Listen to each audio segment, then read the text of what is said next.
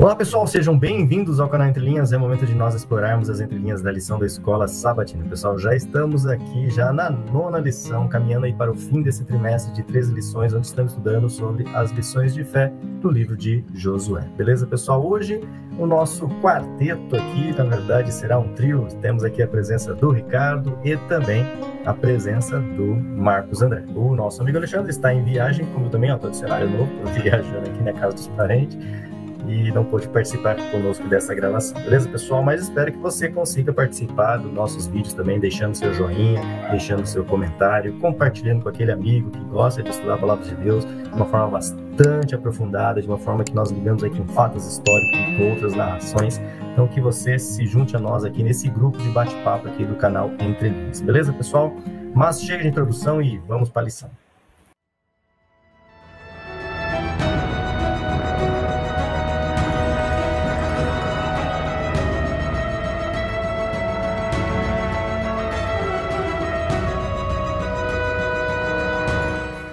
Bom, pessoal, antes de eu passar a palavra então aqui para o Ricardo, que vai trazer para nós aqui a lição de sábado, eu queria agradecer aqueles que sempre participam conosco, deixando um alô aqui nos comentários, Genésio Mioto, sempre marcando presença, né, Genésio? A Célia Antônio Coelho, Pedro Virgínio, Adriana Kuhn também deixando aqui um olá, queridos pastores virtuais, Celestino Borges, feliz sábado, a Adna, ou Raquel Adna, né, feliz sábado também, aqui de Anápolis, Goiás, Regiane Alves também deixou um olá, boa tarde, Heloísa, né, o Wanke, acho que é assim o sobrenome, deixa um boa tarde também, eu sou Heloísa Wanke de Cacoal, Rondônia, isso aí, né, deixa o nome completinho aqui, Heloísa, isso aí, valeu Heloísa pelo comentário, pela mensagem aqui de carinho. Minha sogrinha também, que eu estou aqui na casa dela, né, a Esmeralda Viana, deixa aqui um boa tarde para nós, a Renata Cristiane também, feliz sábado, Vanderlei, Heloísa Richard, marcando presença, a Hilda Pinheiro também, a mãe do Ian, deixando um feliz sábado aqui para nós. Quem mais aqui? Natalice Santos Araújo, Helenice, Renata Cristiane, Jorge Nelson Santos também deixando aqui, o Gabriel de Lima, sempre deixando aqui também o comentário dele, valeu Gabriel, marcando a sua presença aqui, 2 assassinos igual de hoje, Sônia Azevedo, uma feliz semana, Entre Linhas é gigante da fé, né, a Vilma Chico Mendes também deixando o seu alô, né, Vilma? Feliz sábado, gratidão a Deus pela vida e pelo ministério de vocês. Sandra Machado, boa tarde, estou assistindo aqui de Timbiras, acho que é Timbiras, estado do Maranhão. Olha que legal, o pessoal deixando aqui da onde que é. E um alôzinho também da nossa querida irmã que sempre marca a presença aqui nos comentários, da Sandra Vitar. Oi meninos, a lição nos traz muitos aspectos que o tempo todo estão correlacionados com o nosso viver. E aí segue os comentários. Valeu, pessoal, muito obrigado mesmo pelo carinho. Muito importante aí que vocês se envolvam, né, com os conteúdos nas redes sociais. Isso faz com que as redes sociais promovam ainda mais o conteúdo que mais te envolve, beleza? Já que coisas não tão boas é tão fácil das pessoas se envolver e as redes sociais promovem isso feito, né, sem analogias. Vamos lá, então, né? Vamos iniciar o nosso estudo, mas antes vamos clamar, né, pela presença, a companhia, a direção do Santo Espírito aqui, né, nessa fala, nesse bate-papo. Oremos. Santo Deus, nosso Pai, obrigado, Senhor. Obrigado aí pelo feriado que estamos tendo, mas ainda temos um tempo aqui para estarmos gravando essa lição, Senhor. Obrigado pelas condições que nos deste até aqui. Obrigado aí pelo carinho de tantas pessoas que compartilham conosco essa vontade, esse gozo de falar da Tua palavra, de comentar, de explorar cada vez mais esses temas que as lições trazem aqui para nós, Pai. Continue usando mais uma vez agora o Ricardo, o Marcos, a mim. Cuide do Alexandre também, onde quer que ele esteja. Cuide de cada ouvinte da Tua palavra, que ela seja viva e eficaz em nossas vidas. Humildemente lhe clamamos, não porque merecemos, não temos méritos algum, mas simplesmente, ó Pai, nos méritos de Cristo Jesus que clamamos. Amém, Senhor. Então, chega aí, Ricardo. Quem começa é você. Bom, vamos lá, gente. Lição 9. Herdeiros das promessas e prisioneiros da esperança. Vamos começar a lição analisando o título, como de costume, e vamos buscar algumas aplicações que podem ser feitas a partir da análise linguística do hebraico no seu original.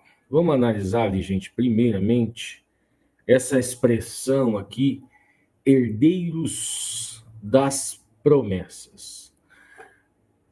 No hebraico, nós podemos encontrar dois substantivos que podem ser traduzidos por herdeiro, pelo substantivo da língua portuguesa, herdeiro, né? O substantivo hebraico shair, que significa que está mais correlacionado com a expressão parente na língua portuguesa, né? Ele é traduzido como herdeiro, mas ele traz toda uma conexão com relação à parentela. E o substantivo hebraico yorash, que significa herdeiro ou sucessor. Esse substantivo yorash, herdeiro ou sucessor, ele está vinculado ao verbo yarash, que significa ao mesmo tempo possuir, tomar posse, ou o ato também de despojar. Ele carrega uma duplicidade em alguns contextos, que ele pode significar tanto o recebimento de uma herança, quanto o tomá-la de alguém. Por isso que o substantivo pode ser traduzido por herdeiro ou sucessor. Então nós vemos aqui agora a segunda expressão que nós encontramos aqui é prisioneiros da esperança, que em hebraico seria a Sirei HaTkavá. Ela aparece em Zacarias, justamente no verso áureo, no verso principal, Zacarias 9:12. É uma formulação muito rica, que carrega muitas ambiguidades de profecias pós-exílicas, ou seja, depois do exílio do povo de Israel. Ela carrega ali dois campos semânticos que são contraditórios, né? A questão da prisão e a questão da esperança. O que pode ser refratado aqui em Zacarias, no verso áureo, o que pode ter de interpretações possíveis de quem se trata esses prisioneiros da esperança. Nós vemos aqui a primeira possibilidade, né? Nós temos 3 possibilidades aqui que eu destaquei. Claro que tem mais, né? Mas eu destaquei as 3 principais. Poderia ser pura e simplesmente aquele povo que voltou do cativeiro de Babilônia, só que eles ainda se sentiam ali politicamente dependentes, economicamente vulneráveis, mesmo eles estando livres. Isso seria uma primeira possibilidade. A segunda seria aqueles que ainda estavam naquele processo de dispersão, de diáspora, que ainda não tinham voltado. Seriam judeus que não retornaram, mas que permaneciam numa condição de limitação e ainda uma certa expectativa, ainda tinham esperança ainda de regressar, mesmo que já não tivesse mais aquela proibição de um decreto, uma coisa assim. E o último sentido refratado pode ser também o sentido teológico, metafórico, né? De mesmo aquelas pessoas que já estavam em Jerusalém, eles eram prisioneiros porque viviam limitados pela precariedade e à espera de uma restauração plena, restauração talvez até uma restauração integral, vamos dizer assim, uma restauração total. Nós vemos aqui, agora nós passamos para a ponta da linha. E dá para a gente... O verso áureo, eu só vou dar uma lida, mas ele já foi explicado, né? Voltem para a fortaleza, ó prisioneiros da esperança. Essa esperança também aqui nós devemos destacar que essa esperança ela está ligada à promessa abrâmica, em sua integralidade, em sua totalidade. Nós vamos tentar abarcar um pouquinho na lição dessa semana. Também hoje anuncio que ele restituirei tudo em dobro. Aí na ponta da linha, aqui, o primeiro parágrafo de sábado, o autor da lição vai falar sobre os capítulos 13, do capítulo 13 ao capítulo 21 de Josué. E ele fala que contém uma longa lista de fronteiras, de divisões de terras destinadas às tribos de Israel, e o autor vai falar um pouco assim de refração de sentidos aqui. Ele vai falar que para muitos leitores de hoje, essa descrição podem parecer irrelevantes. Aqui uma primeira refração de sentido do texto.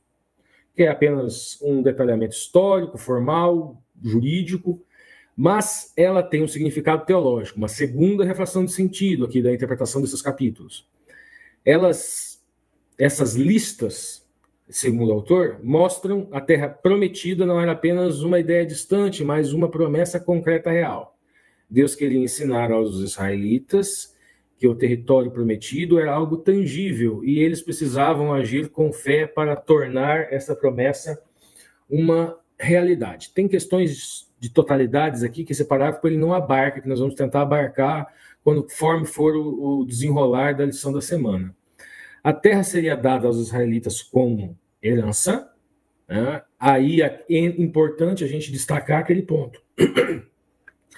A expressão herança, sempre que aparecer herança, eu vou destacar para você. Ela vem daquele verbo Yarash, que pode ter essa conotação de receber como uma herança em razão de hereditariedade, ou pode ter uma conotação de tomá-la de alguém, e geralmente por meio de conquista.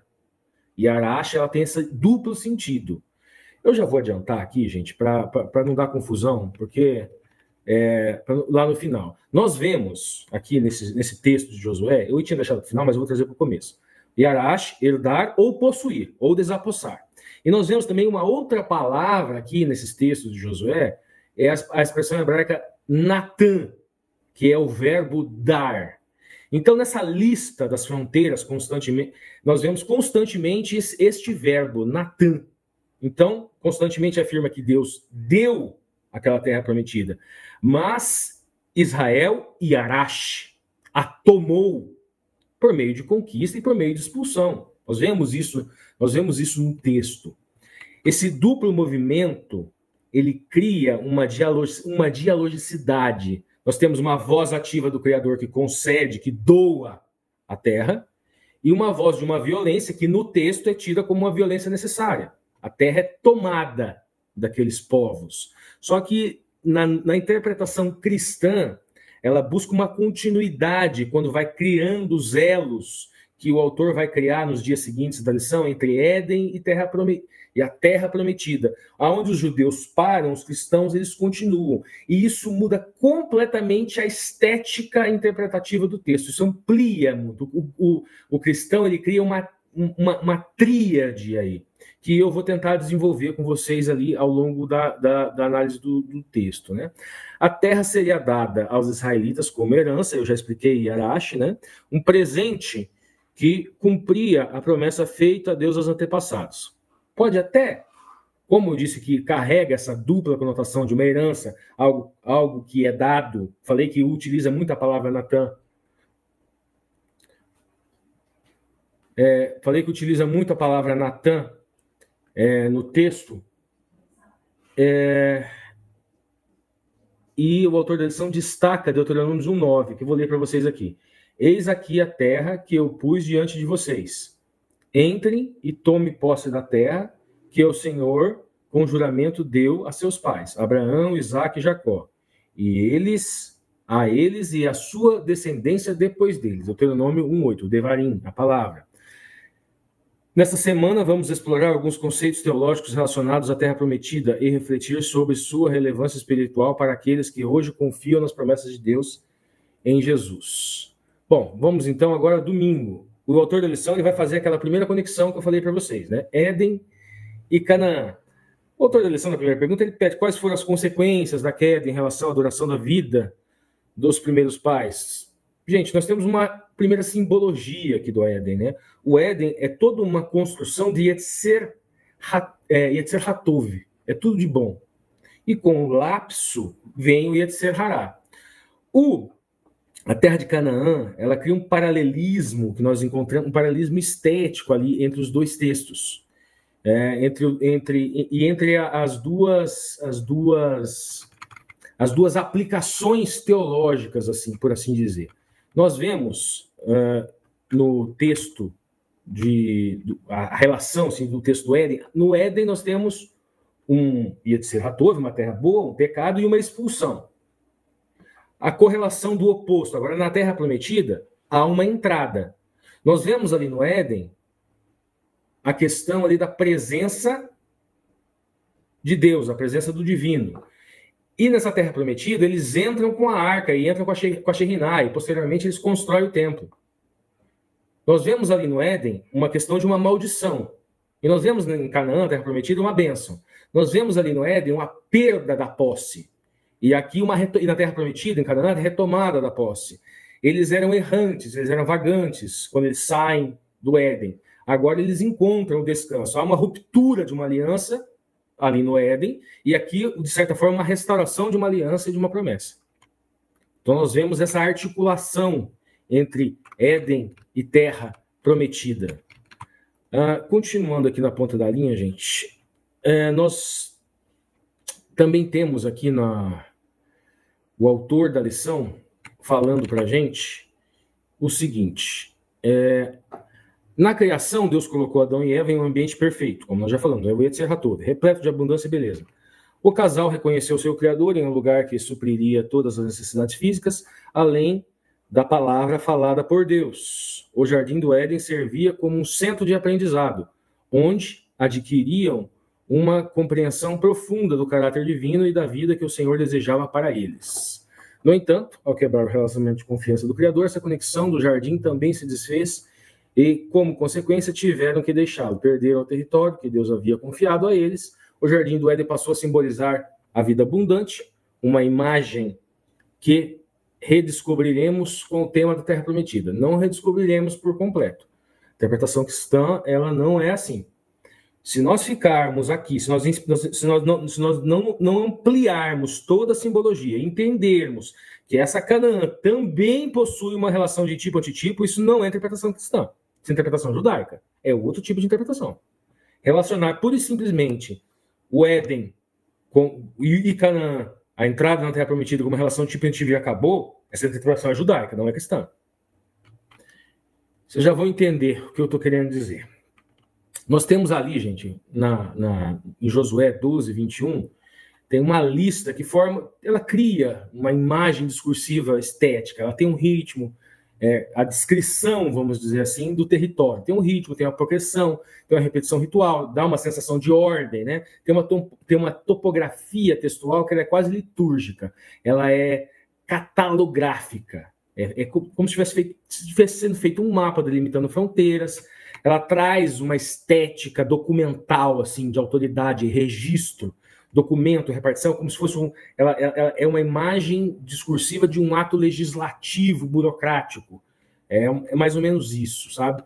É a estética de um mapeamento sagrado, vamos dizer assim. Tem uma enumeração, é o ato de enumerar, de ordenar, de sacralizar, de legitimar.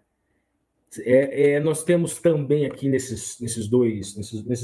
todos esses capítulos subsequentes ali, tem a lista de todas as tribos, todos os limites, todos os pontos e fronteiras, cria uma estética de plenitude, que ecoa aquela plenitude do Éden, de uma perfeição do jardim, de uma satisfação da promessa, ecoa. Então obviamente que tem que obviamente não, é possível, é feita essa interpretação que tem uma intencionalidade de ligar o Canaã com aquilo que os judeus chamam de Teshuvá, de retorno ao Yetzer HaTov, a natureza boa. Então, o leitor é levado até essa restauração, até esse lugar, essa terra. Nós vemos também, o que nós vemos aqui, gente? A lista de fronteiras, elas respondem o Éden, ela se relaciona com o Éden, de certa forma, é um cumprimento profético, são promessas que foram feitas aos patriarcas, carrega também toda uma memória coletiva ali de um retorno, né? Nós temos práticas administrativas aqui, uma estética administrativa no texto. Uma estética, vamos dizer assim, de restauração nesse texto, né? Então, o autor da lição, ainda seguindo aqui, e depois eu vou ampliar um pouquinho o que eu quero dizer com isso aqui, ele tem... O que eu quero dizer é que a gente não pode parar simplesmente nessa relação de tipo, antitipo e Canaã, porque ela é judaica, ela não é cristã. Eu falo mais adiante, né, na pergunta 2, o autor diz como os patriarcas entendiam a promessa da terra prometida. Aí ele vai elencar vários textos aqui, que eu fiz uma síntese para vocês desses textos e eu vou um a um. Bom, primeiramente, gente, nós vemos ali no... Onde eu deixei separado aqui. Achei. Salmo 24:1, né? Do Senhor é a terra e tudo que nela existe. Então aqui a gente tem uma voz que desautoriza a pretensão humana de propriedade plena. E lá em Levíticos 25, 23 também traz um pouco disso. Nós vemos aqui essas vozes que elas refratam aqui nesse enunciado discursivo, para vocês entenderem melhor, porque às vezes, como eu sou da área, talvez aquelas coisas que são óbvias para mim, talvez então, eu precise explicar. Então vamos lá.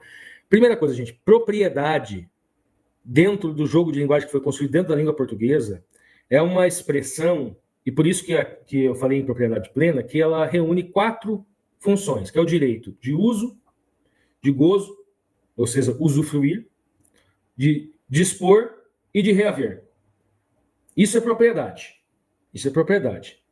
No texto bíblico, nós percebemos que esse conceito não está no texto bíblico, tá? Esse conceito de propriedade plena que eu falei aqui. Isso daqui é um conceito, uma construção jurídica dos nossos tempos. Mas guardam uma relação, dá para ver que quando se utiliza a expressão do domínio do divino, que é reservado ao divino esse direito de disposição, de dispor, e direito de reaver. E é dado ao ser humano o direito de gozo, ou de usufruir, de usar aquela propriedade. Mas o divino resguarda o direito de propriedade plena é dele. E ele cede parte disso ao ser humano. Nós podemos fazer um sincretismo aqui entre o jogo de linguagem jurídico na língua portuguesa e tentando entender essa questão de domínio que o divino tem sobre a terra e que o homem tem sobre a terra, nós podemos construir esse raciocínio. O divino tem aquilo que nós chamamos hoje de propriedade plena. E o homem tem aquilo que nós chamamos hoje de direito de uso, o direito de posse, o direito de gozar, de usar daquela propriedade. Então nós vemos aqui também Gênesis 3, dentro daquele contexto de Levíticos 20, 22, Deuteronômio 4:1, Números 13, 27, tem um movimento discursivo aqui cíclico. Nós vemos que o Deus dá o Éden, o homem perde. Mas esse mesmo Deus, ele promete uma terra. Israel também pode perdê-la. Porque ele não tem a propriedade plena, só Deus tem essa propriedade plena. O texto de Josué 12, 21, nós vemos o quê? No pano de fundo.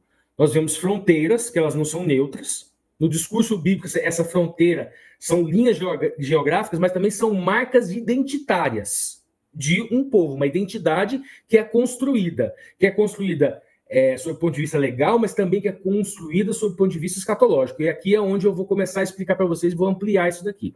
Veja bem, gente. Nós temos o Éden, que realmente tem toda aquela simbologia que nós falamos. Nós temos um povo que entra em Canaã, só que esse povo ainda é símbolo. Ele ainda é sombra de algo. Eles vão construir nessa terra, eles fazem as fronteiras, eles se dividem entre os povos. Cada tribo dessa é símbolo do Mashiach. Aquela arca de ouro, com a Sheriná, o cordeiro, essa promessa abrâmica, não é só uma promessa de território para um povo. Em ti serão benditas toda a família na terra. Então a gente precisa encontrar uma completude. Esse povo que entra nessa Canaã, e essa Canaã também é símbolo de algo que ainda não é pleno, que ainda é sombra dessa restauração do Éden. O que falta, gente? Haverá um templo no futuro, na continuidade. Nós vemos que esse povo ele entra em Canaã, só que nós precisamos linkar com as bem-aventuranças de Levíticos e Deuteronômio. Nós vemos que se cumprir os meus mandamentos, bênção, bênção, bênção. Se não cumprir, maldição, maldição, maldição. E vincular com aquilo que o apóstolo Paulo ensina. A lei, ela existe para que toda boca se cale e ninguém se enxergue indesculpável perante Deus. Nós precisamos morrer para esse primeiro esposo, que é a lei. Não é a lei que morre, é nós que morremos, e ressuscitar para o segundo esposo, que no caso é Cristo. Então, veja bem, a Canaã integral não é aquela do passado, onde eles entraram, e também não é essa que nós vemos nos dias de hoje, do Netanyahu. Essa Canaã integral, essa Canaã total, é aquela do Messias, que vem cumprir plenamente a promessa feita a Abraão. Em ti serão benditas todas as famílias na terra. Essa que é a Canaã integral. Então a gente precisa integrar um terceiro elemento para fazer realmente uma interpretação de totalidade, e não só totalidade da instrução da Torá e dos profetas, mas também com a Brit Hadashah, também com a aliança do renovo, também com o Novo Testamento, e também com o Messias, que já veio, cumpriu plenamente o papel do Benem Yosef, e falta voltar. O que é o Benem Yosef? É o papel do Messias sofredor. Ele já cumpriu Benem Yosef, papel do Messias sofredor. E agora falta ele voltar para cumprir Benem David, que é o rei. Aí ele vem com essa Canaã, restaura o mundo. Nesse momento que serão benditas todas as famílias na terra. Então nós precisamos ampliar isso para chegar ao cristianismo, senão nós ficamos apenas ali na interpretação judaica, que é lá que o Netanyahu que vai dar um jeito, ou algum presidente que vem depois dele. Um primeiro-ministro, desculpa. Quando Abraão chegou ao território que Deus lhe havia indicado, aquele lugar pela fé, pela emuná, tornou-se terra prometida para ele e seus descendentes. No entanto, 400 anos, essa terra permaneceu apenas como promessa. Os patriarcas não chegaram a possuí-la de fato. Não tinham posse. Aqui eu já expliquei aquela questão de propriedade plena, né? Posse é um dos elementos da propriedade, que pudessem passar para os seus filhos como herança. A terra pertencia a Deus, assim como o jardim lhe pertencia, né? A propriedade plena que nós falamos. Dessa forma, Adão e Eva não fizeram nada para merecer o Éden. Israel também não fez nada para merecer aquele território. A terra prometida foi um presente de Deus, fruto da sua iniciativa. Israel não tinha nenhum direito natural sobre a posse daquela terra. Deuteronômios 9, 4 e 6. Somente pela graça reivindicar e desfrutar. Podemos fazer um link aqui, essa terra, a nova Canaã também, a nova Jerusalém. Os patriarcas eram herdeiros até que eles se cumprissem. Da mesma forma, como seguidores de Cristo, herdamos a promessa ainda maiores. Hebreus 9, 6. Aqui o autor da lição vai conectar aquilo que eu já fiz o aviso antes, mas é só no parágrafo final.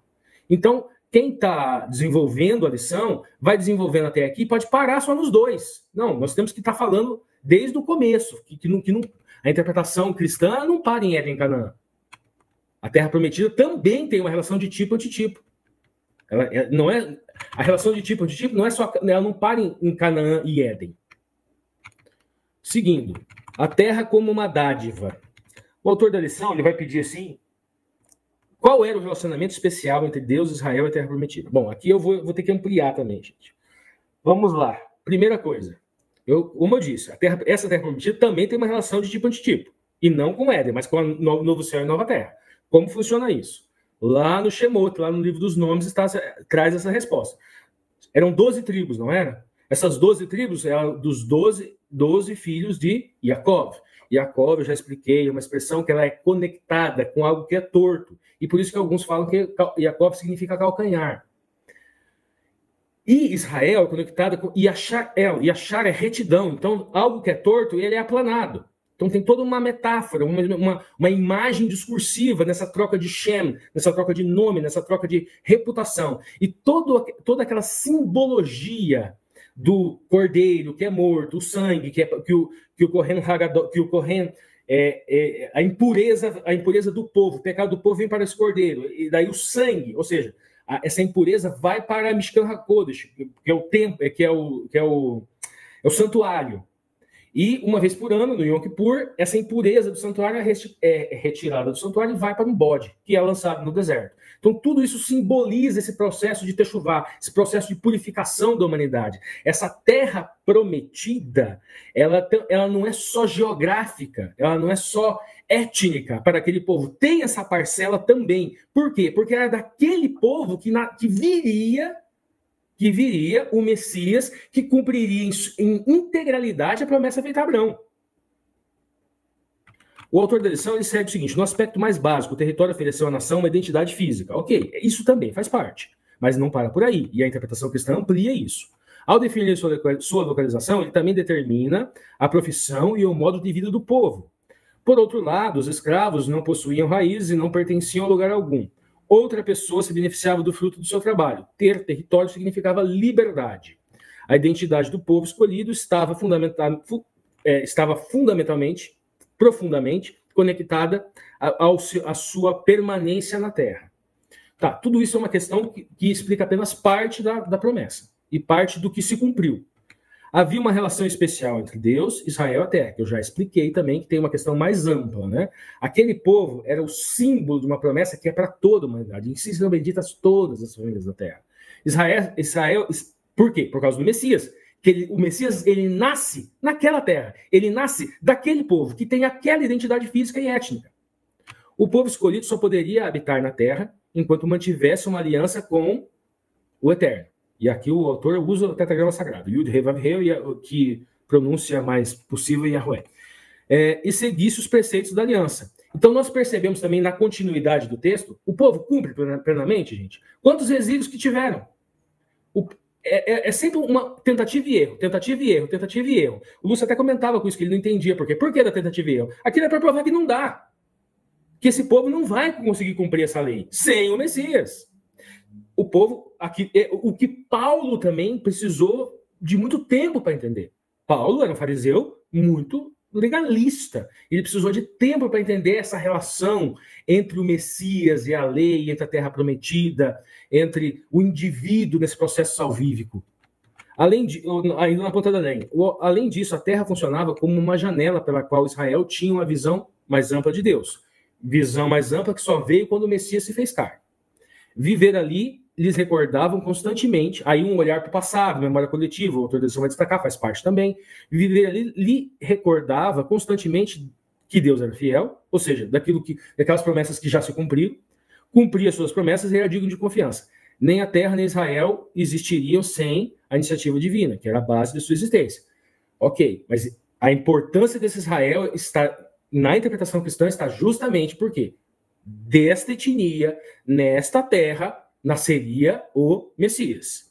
No Egito, eles dependiam do Nilo e do sistema de irrigação, aliados ao trabalho árduo para garantir colheitas necessárias à subsistência. Canaã, no entanto, era diferente. Lá, a prosperidade das colheitas dependiam da chuva. O autor da lição vai criar uma interpretação aqui, vai puxar para esse lado. E apenas Deus controlava o clima. E o autor da lição segue dizendo o seguinte: desta forma, a terra reforçava a lembrança contínua da dependência de Israel em relação com Deus. Embora Israel tenha recebido a terra como um presente do Eterno, em última análise, Deus era o verdadeiro dono. Aquela relação de propriedade e posse que eu já falei para vocês. Como Senhor, toda a criação, Yahweh tinha o direito de dar a terra a Israel ou retirar dela. E eles tinham um pacto, que está em Devarim, que está em Deuteronômio e que está em Levíticos.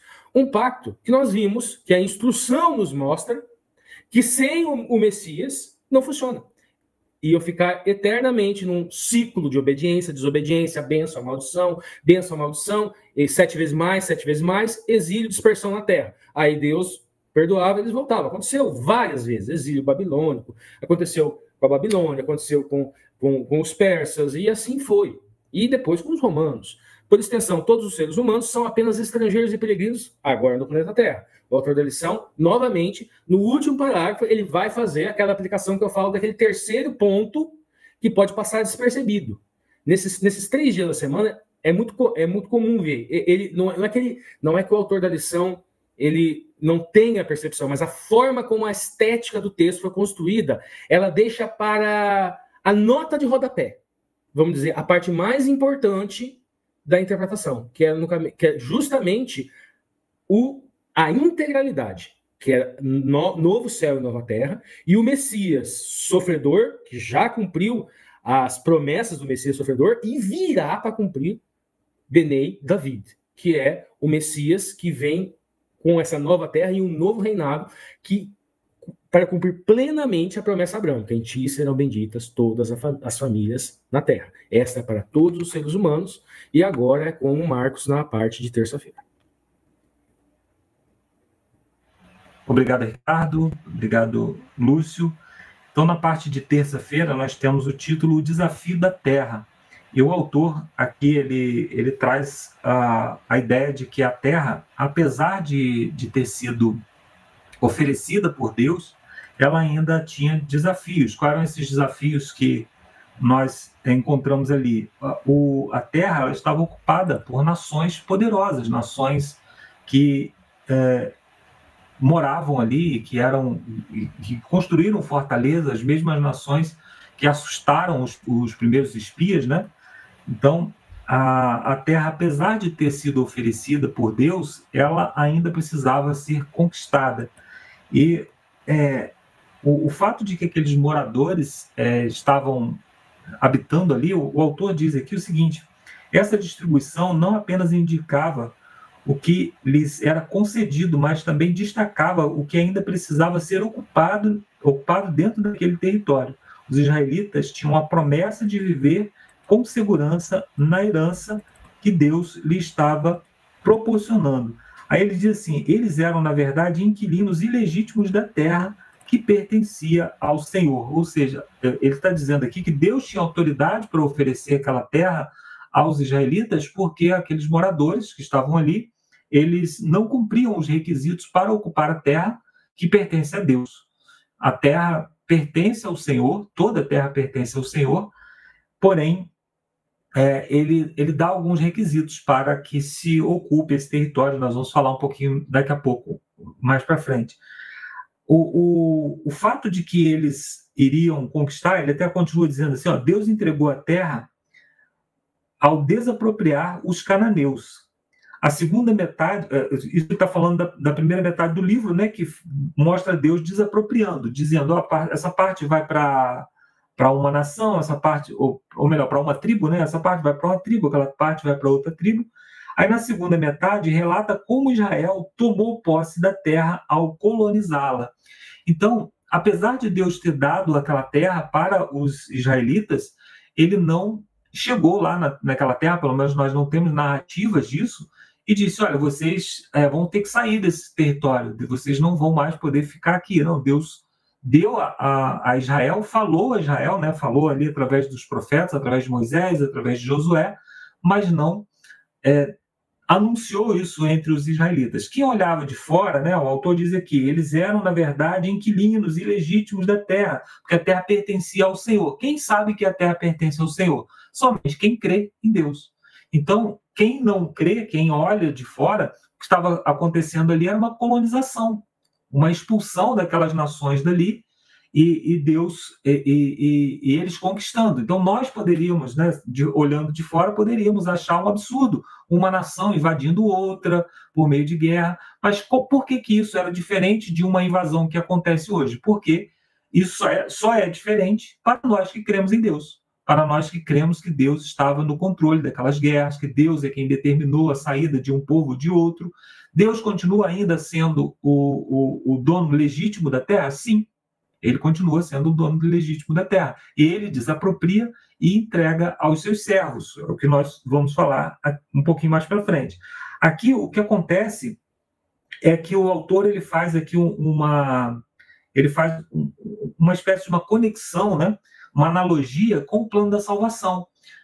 Assim como os israelitas eles não tinham os instrumentos necessários para conquistar aquela terra, eles eram escravos, né? E, portanto, uma das coisas que você precisa, se você quiser manter a escravidão, você precisa que os escravizados eles não tenham acesso à arma e nem treinamento de guerra, porque você não pode permitir que eles se rebelem, né? Então, os israelitas vinham do cativeiro e eles vinham sem nenhum preparo para a guerra, sem preparo físico, né, no sentido de ter arma, e também preparo mental e de logística. Eles não sabiam fazer guerra. Então, eles não tinham os meios necessários para conquistar a terra. O autor até diz aqui, né, eu não sei bem a origem dessas informações, que os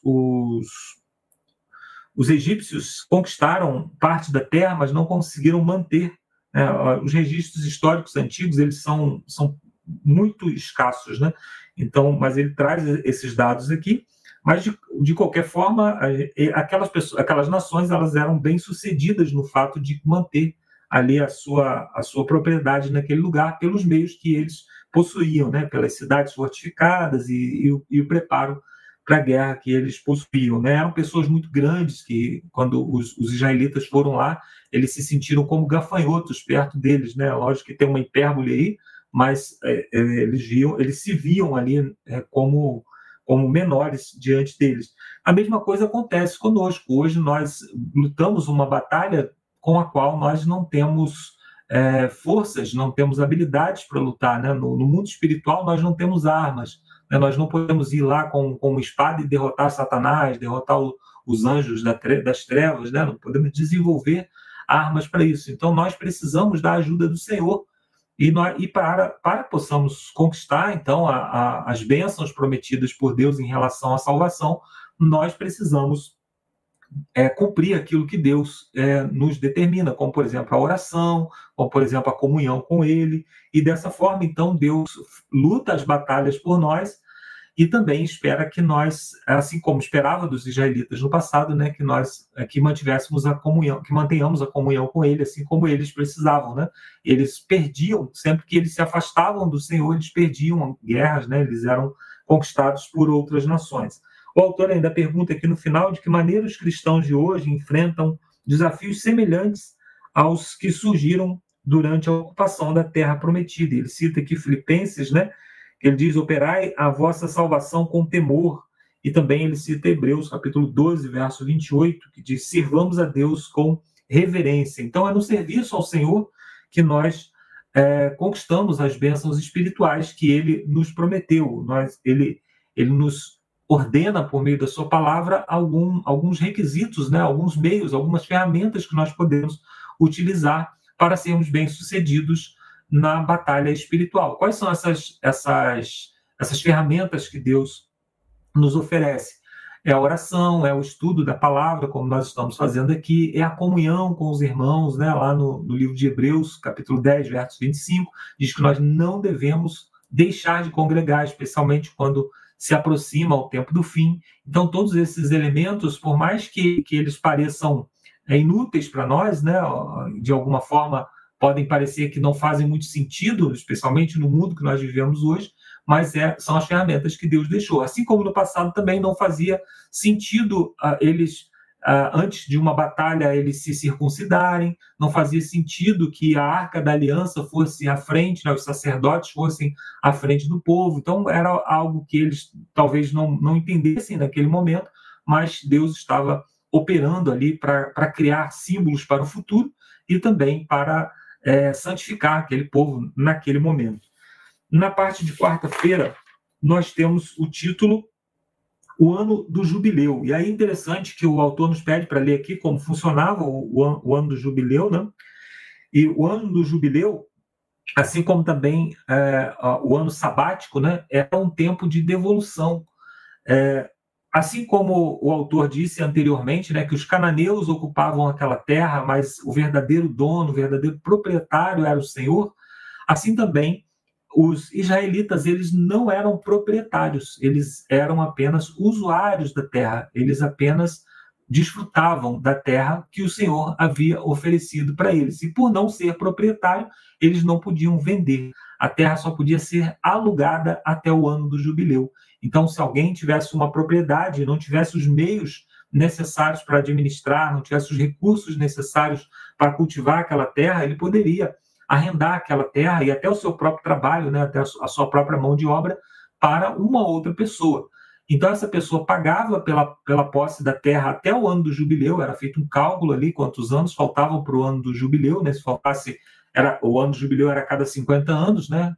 Você usava 49 anos no 50º, teria que devolver. Então, se faltasse ali 40 anos para o ano do jubileu, pagava uma quantia maior. Se faltasse 5 anos para o ano do jubileu, 6 anos para o ano do jubileu, aí pagava uma quantia menor. Mas no ano do jubileu era necessário devolver para a família original. A família original, ela ia lá com uma espécie de escritura de posse, e ainda que o pai de família ali já tivesse morrido, mas aqueles que tinham o sangue, né, aqueles que tinham a descendência, eles poderiam herdar a terra. Isso simbolicamente é representado lá em Apocalipse no capítulo 5, quando foi convidado, né, a entrar. João viu que ninguém era capaz de tomar posse da terra, já falei sobre isso aqui, né, porque era necessário ser fiel e era necessário ser humano. Não tem nenhum ser humano fiel, então na parte da fidelidade ninguém poderia tomar posse, e na parte da fidelidade tem muita gente no céu, né, muitos seres no céu, os anjos e tudo mais, mas não são humanos. Então precisava ser humano para tomar posse da terra. E aí Jesus aparece, né, como um cordeiro que havia sido morto. Jesus aparece ali com a humanidade, de posse da humanidade, né, que ele se tornou um ser humano pela encarnação, e também da fidelidade. Então ele foi o único capaz de abrir o registro, abrir o rolo onde estava escrito a propriedade da terra.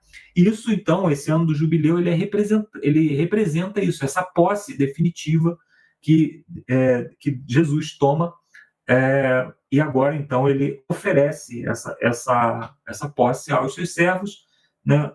O autor ele chama a atenção aqui para esse fato, né? O fato de que a terra é devolvida. E é importante lembrar também que esse era um meio de justiça social.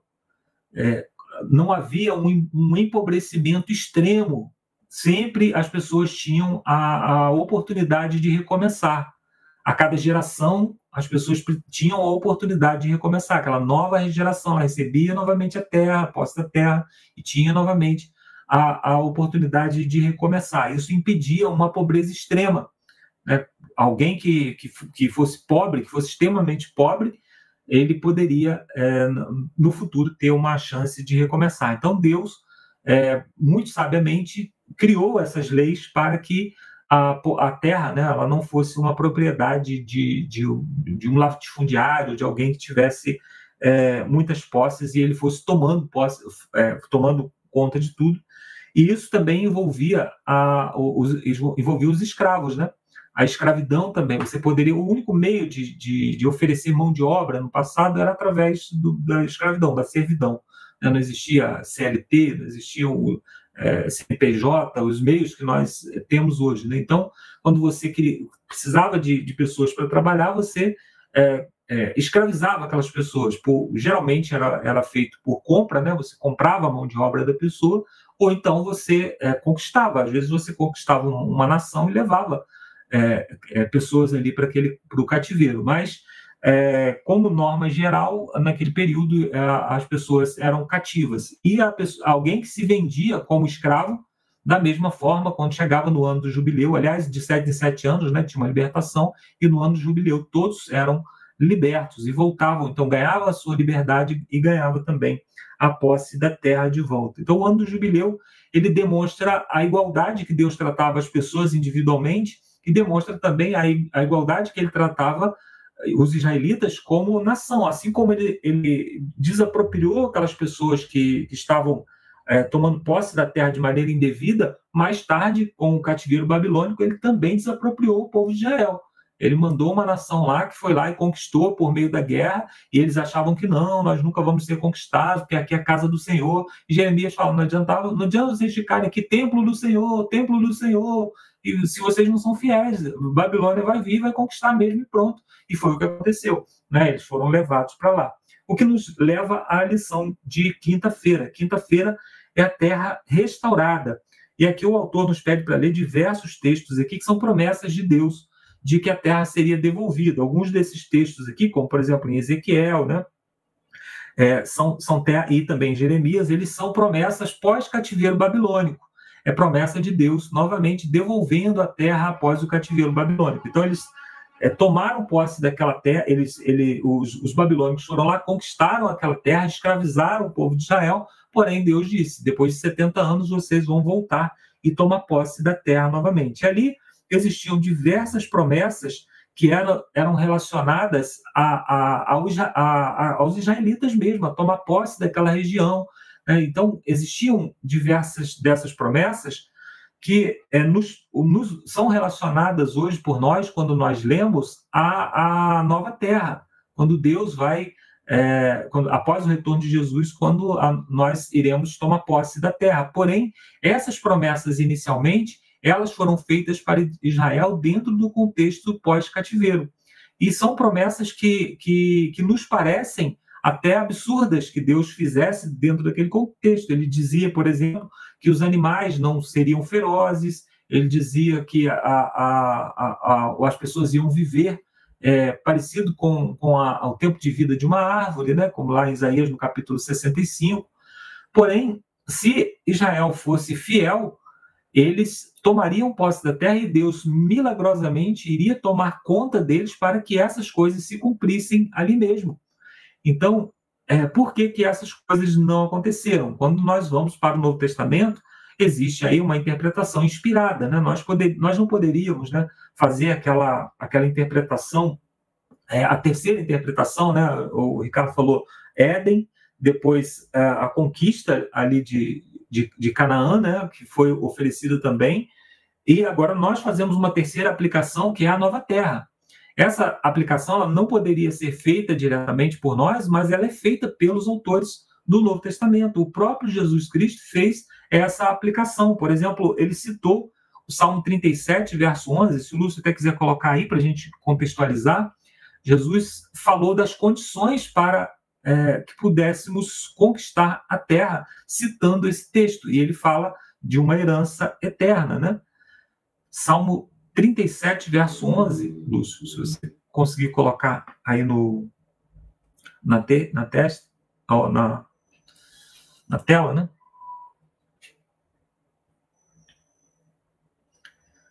Isso aí, ele diz, olá, os mansos herdarão a terra e se deitarão na abundância de paz. Aí lá em Mateus capítulo 5, verso 5, nas bem-aventuranças, Jesus cita esse texto falando da herança dos mansos também. Ele faz uma promessa futura, né, de que os mansos herdariam a terra. Mateus 5, verso 5, se o Lúcio conseguir. Que dentro das bem-aventuranças, ele diz, bem-aventurados os mansos, porque eles herdarão a terra. Então, Jesus ele quebra a lógica, né, a lógica natural ali naquele contexto, era que os guerreiros que herdavam a terra, né, as pessoas que eram mais violentas e que tinham as melhores armas, eram as que conquistavam a terra, e Jesus apresenta ali a característica daqueles que herdarão a terra de maneira definitiva. No livro de Josué também, se o Lúcio puder colocar para a gente, Josué capítulo 21, verso 44, isso mesmo, Josué 21, verso 44, ali fala do descanso, né? De quando eles conquistaram a terra, né? E o Senhor lhes deu repouso de todos os lados, conforme tudo quanto juraram os seus pais. Nenhum de todos os seus inimigos pôde resisti-los.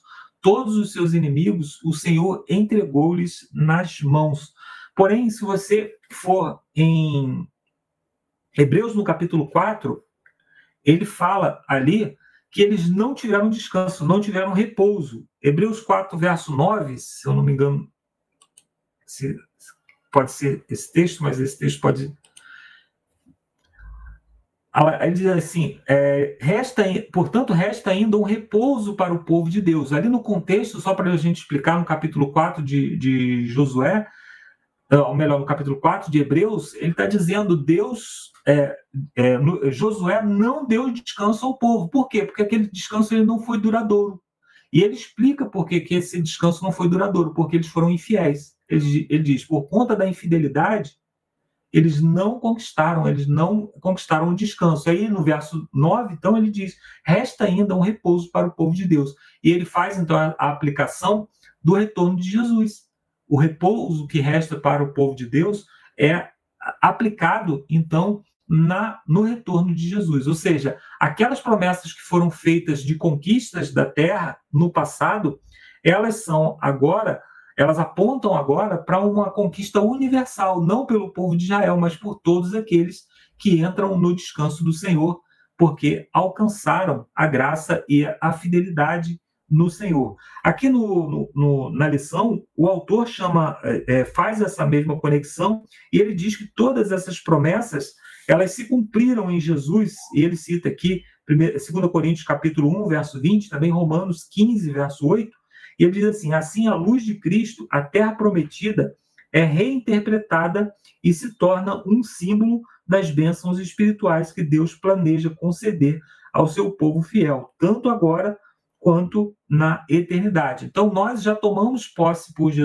pela graça de Deus, né? Jesus, enquanto ele desenvolvia o seu ministério, ele se referia a Satanás como sendo o príncipe desse mundo.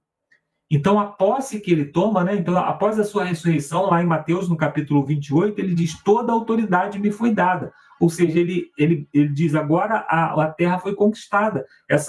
Isso foi o que nós vemos, né, através dos olhos proféticos de João, ali no capítulo 5 de Apocalipse. Então, toda a autoridade é entregue a Jesus, e no final do capítulo 5 diz que o Espírito de Deus foi enviado a toda a terra, e é exatamente isso que acontece. Jesus, ele chama os seus discípulos e diz: eu vou capacitar vocês com o poder do Espírito Santo para que vocês possam pregar o evangelho a toda a terra. Então, todas essas promessas que foram feitas no passado aos israelitas, toda aquela conquista feita por Josué, ela se torna apenas um símbolo escatológico para aquilo que foi realizado em Jesus. Então, a motivação do coração deles em conquistar poderia estar correta, a disposição e até mesmo a disposição em obedecer, né? Eles diziam lá: nós obedeceremos, tudo aquilo que o Senhor falou, nós obedeceremos, mas eles não conseguiram cumprir, e porque não conseguiram cumprir,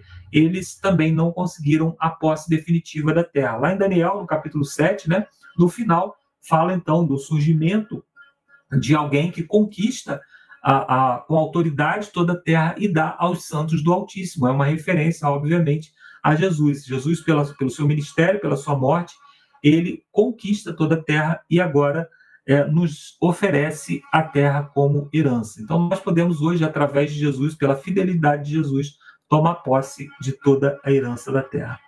Lúcio, Ricardo, se quiser complementar alguma coisa. Aproveitando que o Marcos falou do jubileu, né? Nós temos ali quando fala do jubileu, Lúcio, você consegue colocar a foto que está no WhatsApp aqui para explicar melhor? Ó, gente, eu peguei essa imagenzinha aqui. Esse jogo de linguagem dos atributos da propriedade é moderno, tá? Não é o bíblico. É moderno, mas nos ajuda a entender um pouco. Isso aqui é uma construção do direito, né, do direito privado. A propriedade privada é um conceito ligeiramente estranho no Velho Testamento, principalmente nesse momento histórico aqui das tribos, porque há uma divisão totalmente voltada a uma propriedade familiar, que eu já vou explicar qual é a palavra hebraica que é utilizada ali. Mas veja bem, exercício dos poderes de uma propriedade. Então, são 4 atributos, hoje em dia, dentro da esfera discursiva, do campo de atividade humana jurídica.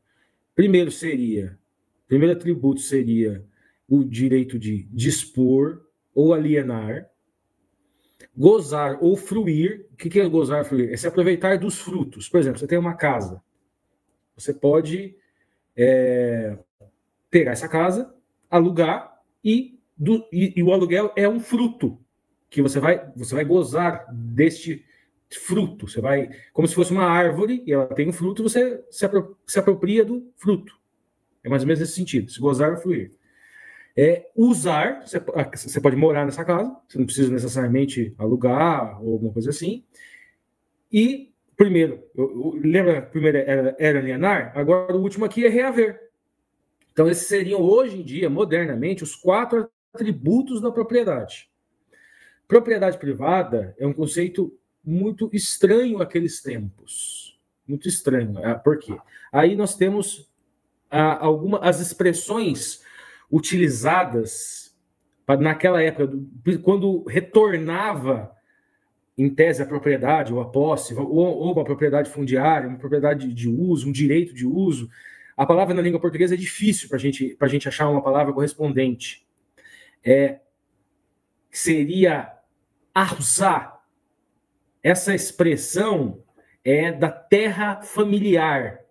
É relacionada justamente àquela divisão de terras lá no original, que se passavam 7, depois 7 vezes 7, 49 anos, e essas terras elas iam sendo cedidas, cedida a posse, iam se colocando marcos, muitas vezes os caras, para tapear, mudavam aqueles marcos, mas esse direito de posse ou propriedade fundiária, né, esse arruçar, ele voltava para as famílias originais, para as tribos originais, no ano do jubileu. Era nesse sentido.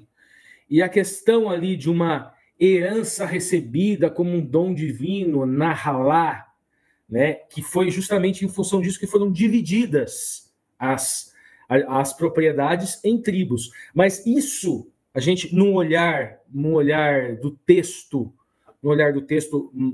mais restrito, mais legalista, se aplicando apenas àquele povo, nós estamos indo por a interpretação judaica, que é o que a gente está tentando dizer aqui.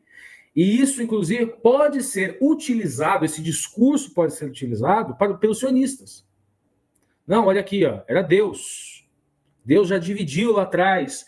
E o sionismo sequer começou como um pensamento religioso, sequer eles pensavam. No início, eles nem pensavam em ir lá em Israel, era qualquer canto.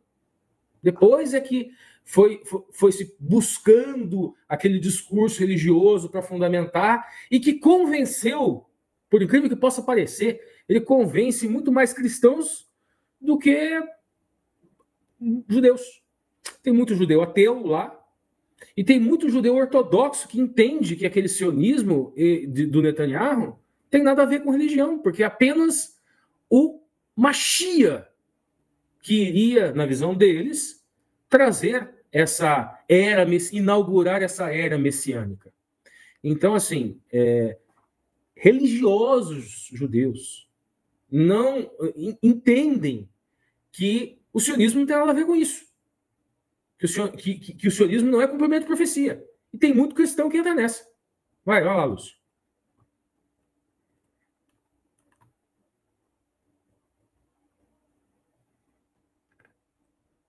E aí, pessoal, valeu, Ricardo, aí pelas contribuições, Marcos, André. Eu vou encerrar agora, né, com as perguntas aí para consideração, mas como o Ricardo já trouxe aqui a definição do que é propriedade, de como ter essa propriedade, o Marcos também já trouxe aqui sobre como recuperar essa propriedade. As perguntas para consideração, elas vêm trazendo assim, ó, pense na Terra Prometida como um símbolo da vida abundante que Cristo prometeu a seus seguidores lá em João 10:10, né? Aí a pergunta vem assim, como os benefícios de viver na Terra renovada mostram as bênçãos da salvação? Ou seja, como você vê que os benefícios que Deus nos dá nessa Terra renovada já vai mostrar as bênçãos da salvação? Porque Deus fala, né, que aquele que crê nele terá vida eterna, terá vida em abundância. Aquele que crê no Messias, né, no Mashiach, ele enxugará dos nossos olhos toda lágrima, não haverá morte, não haverá mais dor. Então, assim, como nós podemos ver que as bênçãos da salvação em Cristo nos desconecta, de certa forma, porque vê que Deus sempre, ele tenta trazer o melhor para nós, né? Como foi colocado aqui, no ano do jubileu, por que o escravo retornava, tomava posse de si mesmo, né, na sua própria propriedade, né, do seu corpo, do seu trabalho? Por que as propriedades arrendadas voltavam para o dono? Justamente para que, com o passar do tempo, não houvesse aquele acúmulo, né, excessivo, e aí, com certeza, né, quem acumula mais explora o que acumula menos se submete a situações, né, que complicam a sua vida. E aqui não, no reino, na salvação, nós somos todos iguais, apesar dos pesares, apesar de algumas escolhas, apesar das comunidades. Aqui é a terceira pergunta, que vai falar um pouco sobre essa questão de você ser cidadão em algum país, mas apesar das escolhas, do ambiente, diante de Deus, nós somos todos iguais. E o que Deus traz na salvação é que nós, diante da salvação que Cristo nos proporciona, nós somos iguais. Que, né, o seu coraçãozinho esteja com essa teoria, com esse teorema aí bastante forte dentro de você, sem orgulhos. O segundo aqui diz assim, a cidadania, né, essa questão aqui, a cidadania influencia o estilo de vida? E o que você acha? Você ter nascido aqui no Brasil, influenciou o seu estilo de vida? Minha resposta, pessoal, com certeza, né? Quando eu estava vendo essa pergunta, eu lembrei imediatamente de um chinês nascendo na China, né? e, de certa forma, se acostumando a comer as coisas que eles comem, vestir e trabalhar e aceitar tudo que eles aceitam. Então, sim, a cidadania influencia o estilo de vida, na minha humilde opinião, sim, não sei na sua, mas deixem nos comentários. E aí fala, o que significa, então, viver como parte do reino de Deus? Já que a Bíblia fala que somos o quê? Cidadãos, né, não deste mundo, né, mas de uma outra pátria. E aí vem aquela questão, irmãos, quando você reconhece tudo isso que a gente está discutindo aqui de uma forma tão profunda, né, que realmente nós temos um plano da salvação, realmente Deus vem aqui e nos dá a posse desse plano em Cristo Jesus, a pergunta é, como você vive no seu dia a dia? Como os seus valores estão sendo ajustados no seu dia a dia, né? Como que o seu tempo está sendo gasto, como que os seus prazeres, o seu gozo, o que realmente adiciona, né, algo em sua vida? Tem você gasto tempo e corrido atrás aí do vil metal, ou tem você realmente, né, buscado compreender em Deus qual que é a sua emuná, né, que o Ricardo tanto traz aqui para nós, com a sua função, com a sua fé, qual que é o que você veio fazer aqui, né? Por que nós existimos? Por que nós estamos aqui? Por que recebemos tantas bênçãos de Deus? Então, fica a pergunta aí, né? Como você vive já hoje como parte desse reino de Deus aqui na Terra? Não que ele seja aqui na Terra, mas nós já sabemos que Jesus está preparando o lugar. Lá em 2 Coríntios, capítulo 5, diz que nós somos embaixadores do reino, né? O embaixador, ele vive numa nação estrangeira, mas ele representa os interesses do país de origem dele, né? Então, nós somos dessa forma, né? Nós vivemos aqui nesse mundo, mas nós representamos os interesses do nosso reino, do reino ao qual nós pertencemos, que é o reino de Deus. Então, nós temos que tomar cuidado para não nos envolvermos demais com os interesses desse reino aqui e nos esquecermos dos interesses do nosso reino de origem, né? Exato. E ainda hoje, né, eu estava ouvindo aqui algumas informações que a mensagem adventista já está em 200 e poucos países já consolidado. E aí falando que somos quase 25 milhões de cristãos adventistas no mundo.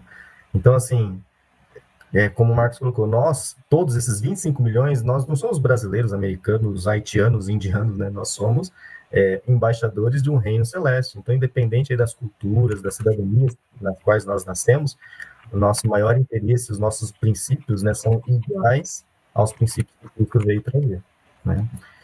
A terceira pergunta diz assim, muitas vezes nós ficamos decepcionados por promessas não cumpridas, até mesmo, né, as que fazemos a nós mesmos. E aí a pergunta vem, por que nós podemos confiar nas promessas de Deus?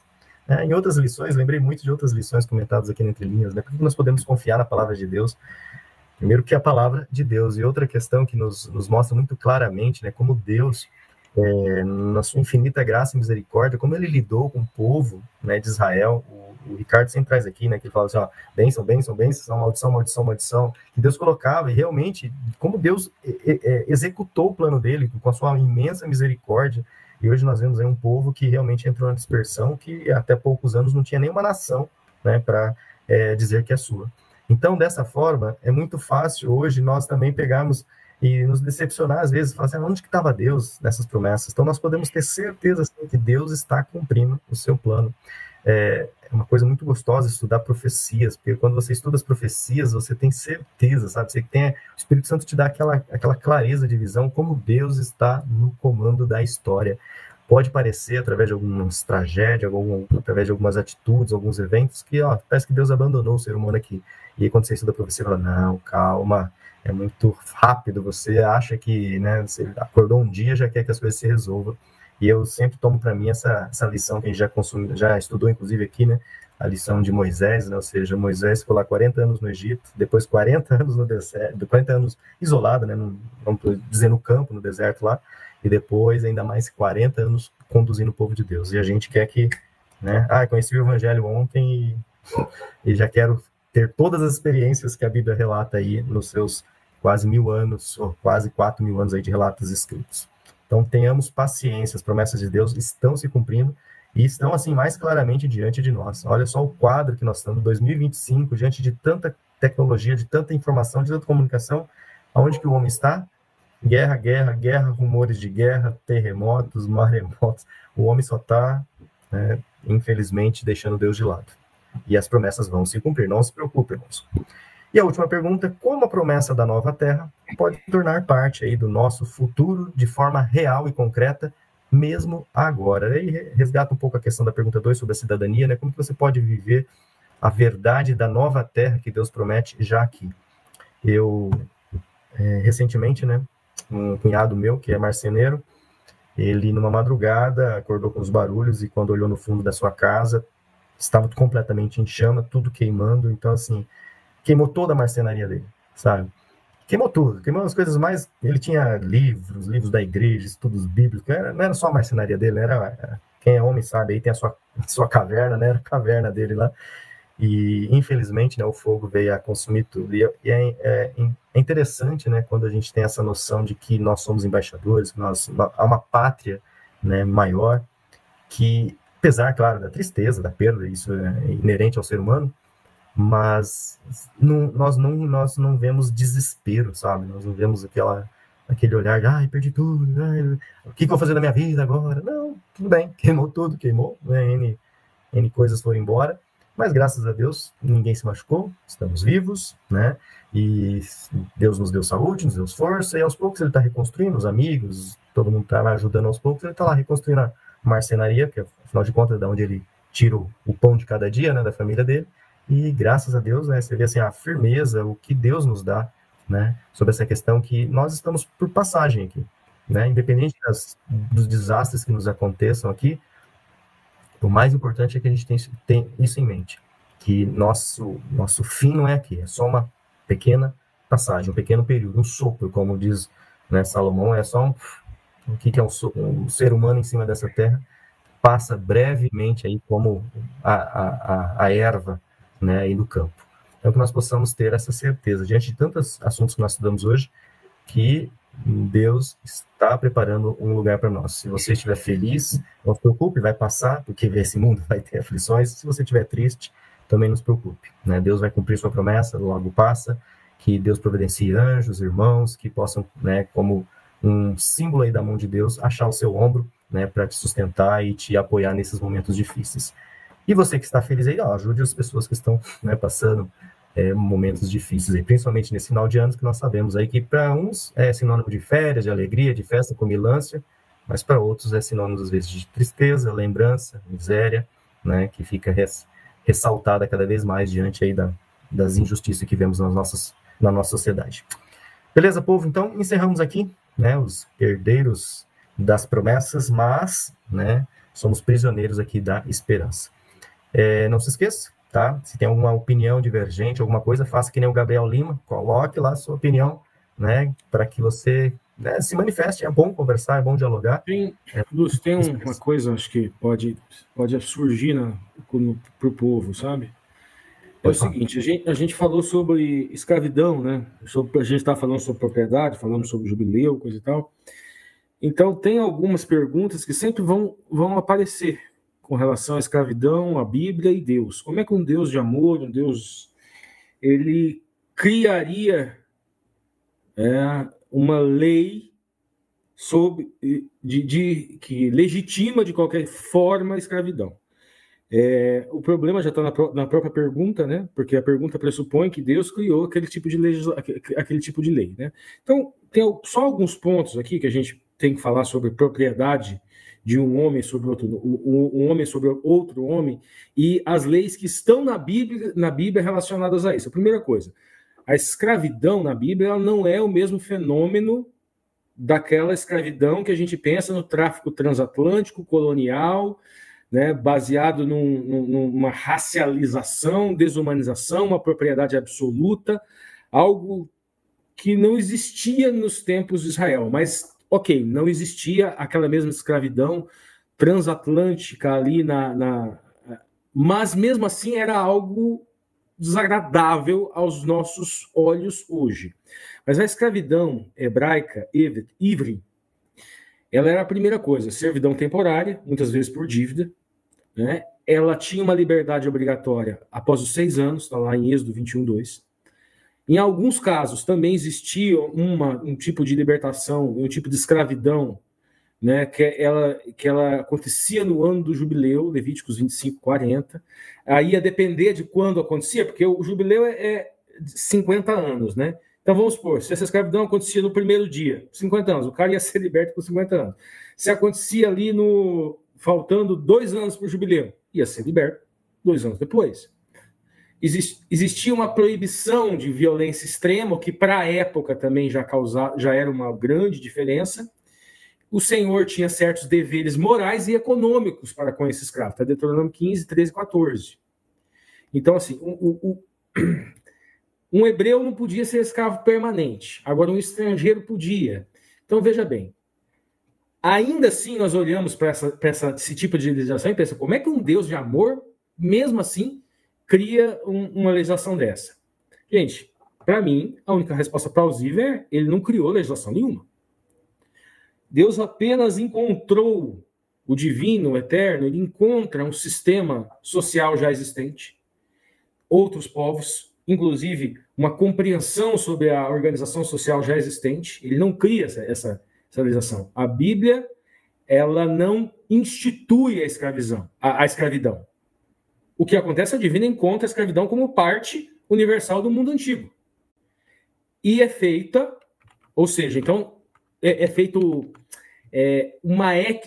dá para se interpretar assim, com um pouquinho de boa vontade, os cristãos o farão assim, aqueles ateus mais chatos não o farão, que há um processo gradual de amenização daquele sistema social encontrado. É claro que essa interpretação é uma interpretação para quem tem um pouquinho mais de boa vontade com o texto bíblico, né? Então, nós podemos encontrar, dentro dessa boa vontade interpretativa, a Bíblia plantando sementes da abolição. Nós vemos em Gênesis 1, 26, 27, todos os seres humanos são a imagem de Deus. Nós vemos em Deuteronômio 15, 12, Israel, ele sente na pele o que é ser escravo. Ele sente isso na pele. Sente isso no Egito, em outros cativos, foi cativo várias vezes. O ser humano lá em Levítico, né, porque ele não pode ser propriedade absoluta, na causa dele, o jubileu liberta e devolve, ou seja, há uma techuvá já amenizando também essa escravidão. Os profetas, eles denunciam opressões e pecados estruturais, vamos dizer assim, ligados às estruturas da sociedade. Nós vemos Amós, Isaías, Jeremias, e eles tratam essa exploração como uma violência à própria aliança. Então nós vemos ali profetas trabalhando com isso. Nós vemos no Novo Testamento, nós vemos ali o apóstolo Paulo, mesmo ainda com um ranço ali da sua época, porque eram homens, não eram seres fora do seu tempo, eles viviam no seu tempo, com as limitações do seu tempo. Nós acompanhamos esse processo de santificação com Pedro, com Paulo, com todos. Nós vemos isso acontecendo. Mas eles ainda têm aqueles ranços da sua época. Mas nós vemos na alegoria bíblica que o pecado escraviza e o Messias vem e liberta. Então nós temos até elementos metafóricos, assim, linguísticos, que refletem uma conotação, uma imagem pejorativa para a servidão e para a escravidão e a libertação no próprio Messias. Então nós vemos aqui o Paulo, de certa forma, mesmo ainda com um ranço ali, ele de certa forma mina certas estruturas. Em Cristo não há escravo nem livre, ou seja, ele iguala. Então nós vemos algumas evidências ali, né? Alguns lampejos que começam, mas exige um pouquinho de boa vontade também, e obviamente que haverão interpretações mais divergentes e que vão levar para outro caminho. Com certeza. Ricardo, só para contribuir um pouquinho com o que você falou, o meio de negócio, né, que eles tinham para negociar a mão de obra seria esse mesmo, você se vender como escravo. Lá em Deuteronômio capítulo 15 é interessante, porque o Brasil ele tem uma das legislações de trabalho mais justas do mundo, né? Você vai para outros países, você trabalha por hora, ou às vezes trabalha por mês mesmo, mas você não tem os direitos que nós temos aqui. Por exemplo, o fundo de garantia.